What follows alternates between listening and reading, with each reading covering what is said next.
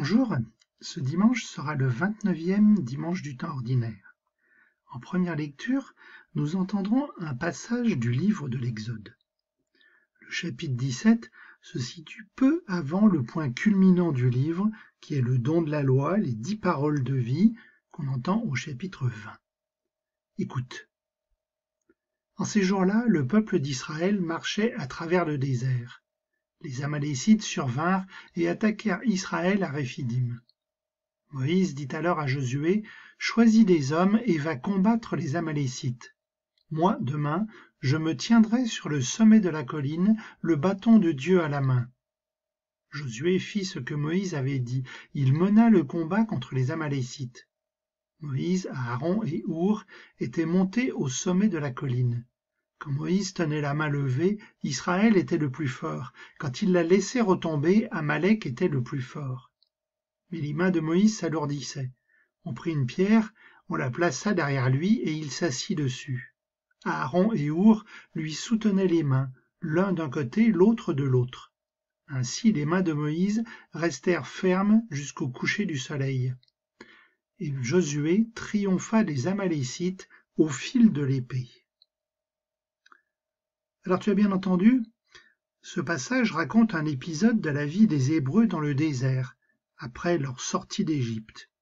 Réphidim, c'est l'un des camps dans lequel s'installent les Hébreux pour un moment. Le mot signifie d'ailleurs le repos. Les Amalécites, dont il est question dans ce passage, sont une tribu qui vit dans le désert, dans la péninsule du Sinaï. Selon la Bible, ce sont les descendants d'Ésaü, le frère de Jacob. La guerre entre Amalécites et Hébreux rappelle donc, en quelque sorte, la rivalité entre les deux frères qui est racontée dans le livre de la Genèse. Dès cet épisode de la Bible, les Amalécites vont représenter le mal absolu qui s'oppose aux Hébreux et au projet de Dieu d'installer son peuple en terre promise, en Canaan. Malheureusement, l'épisode rejoint l'actualité. Aujourd'hui même, les Juifs les plus extrémistes s'appuient notamment sur ce texte pour maintenir la guerre contre les Palestiniens. Josué, dont il est question ici, sera le successeur de Moïse, à la tête du peuple. C'est la première fois qu'il est représenté comme un chef de guerre, ce qu'il sera lors de l'installation en Canaan qui est raconté dans le livre qui porte son nom. Le bâton qu'utilise Moïse intervient beaucoup dans l'Exode. C'est le signe de la puissance de Dieu. Moïse est en fait un très mauvais orateur. Il était probablement bègue. Il montre donc la puissance divine avec son bâton. C'est le bâton qui déclenche les catastrophes des 10 plaies en Égypte.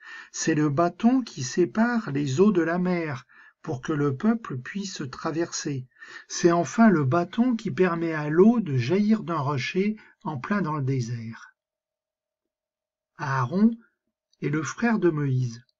Dieu l'a désigné comme le porte-parole de son frère. Et après le don de la loi, il deviendra le grand prêtre, celui qui conduit toutes les prières du peuple.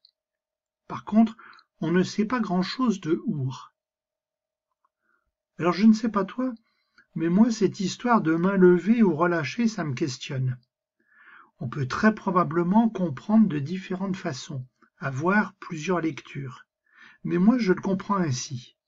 Quand Moïse lève la main, il brandit vers le ciel son bâton. Il est en quelque sorte en attitude de prière. Il montre sa confiance en Dieu. Quand la main retombe, le bâton aussi. C'est la fatigue, c'est la lassitude, c'est le manque de confiance en Dieu.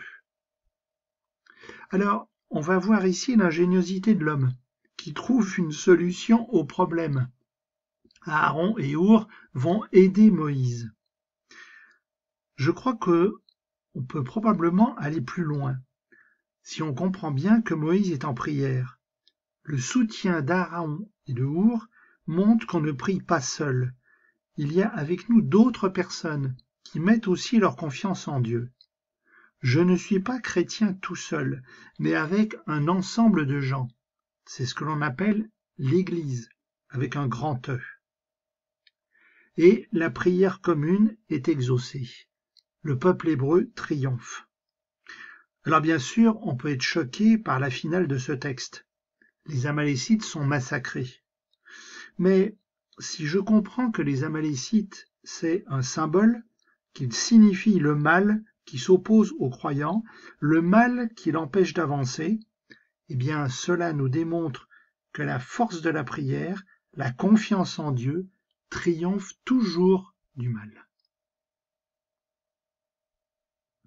Jésus, merci pour la force que tu me donnes pour me battre contre le mal et continuer à avancer. Jésus, sois mon rocher au cœur des tempêtes qui secouent ma vie. Jésus, apprends-moi à me reposer en toi. Apprends-moi à me fier en toi. Amen.